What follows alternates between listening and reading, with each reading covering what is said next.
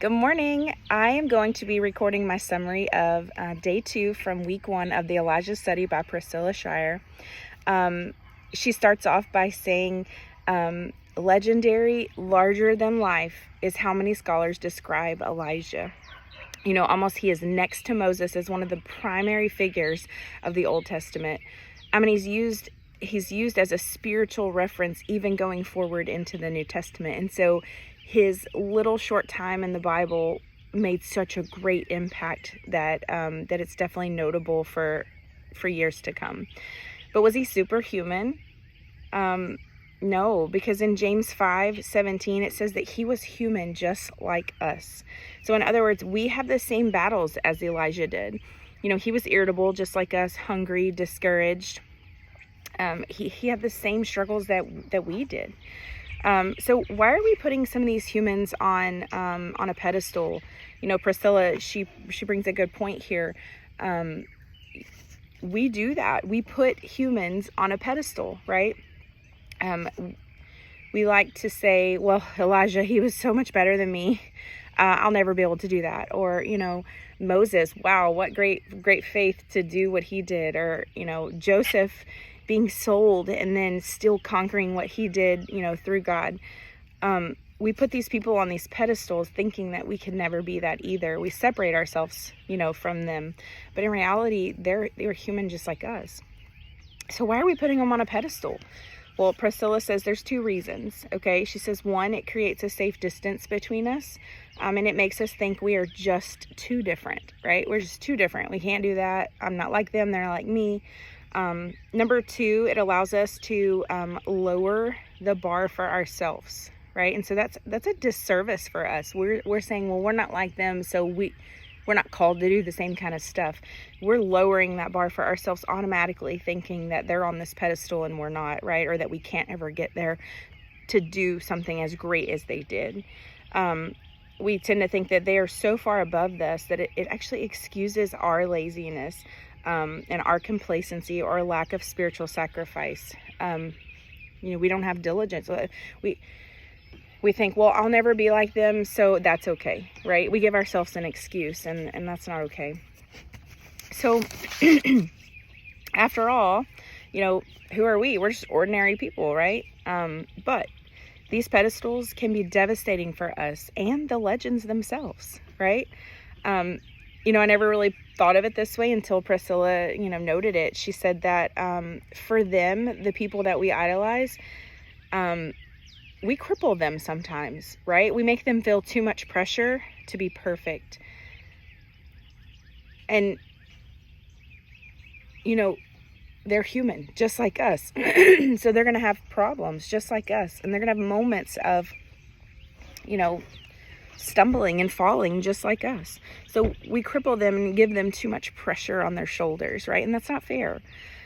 For us, though, it leaves us open to hurt and being disillusioned, right? Because even your heroes will falter or fail. So you can believe in them and listen to them and follow the things that they say, and then they can have a bad day, and all of a sudden you're like, oh, well, she was a quack or he was a quack. No, they're human, right? So we have to remember that the pedestal only belongs to Christ. He is the perfect one. So how does it encourage you to realize someone as epic as Elijah could feel and experience what we do? Well, I love that Priscilla states that it helps her by knowing that his emotional quirks didn't scare God off. In fact, God knew them and used them as a part of his plan. So God knows your quirks and your inabilities, and he knows that you're scared, and he knows all these things about you, but he can still use you, just like he did Elijah and Noah and all the people that we've idolized before Elijah even. So knowing all of this, she says, why do we keep up the facades of perfection? Why do we want to impress others? This one hit home for me a little bit or a lot actually. I used to have this thought that people needed to see me try hard.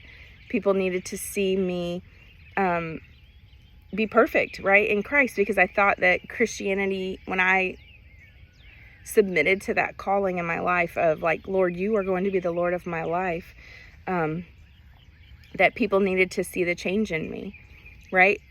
But I forgot that they also needed to actually see the change. They needed to see me changing in the moment, right? So I don't think that I think we need to know that we are not perfect. Hands down, we are not perfect by any means, right? But we do need to try to set a standard of ourselves. We're not perfect. We are human and we are going to fall. But I think, we have to quit trying to impress other people by our Christianity. We're not trying to impress them, right? We're trying to show them how God has changed our lives. So the last 2 points that Priscilla has for us from day 2 is quit trying to hide your humanity from God. That's number 1. And then number 2, quit treating others as superhuman. So God knows your humanity. He knows your failures. It's nothing that we can do that we can hide from him. So quit trying to. And quit treating others as if they're superhuman, because you'll never be and they'll never be. And it's just not possible. So only Jesus goes on that pedestal. That's it. And if our lives look better every day because of him, then you're winning, right? You're already getting closer to him. The idea is that we end up looking more like Jesus every day. So Elijah, superhuman? No. Someone that decided to follow God? Absolutely. Someone that God allowed to use their lives? Absolutely. It's that great faith that he had that separated him and gave him that different legendary outlook. So keep your head up. You are not superhuman. Elijah is not superhuman. I'm thankful for this day to remind me that we're human, and it's okay to make mistakes as long as we get back up and keep trying. Bye.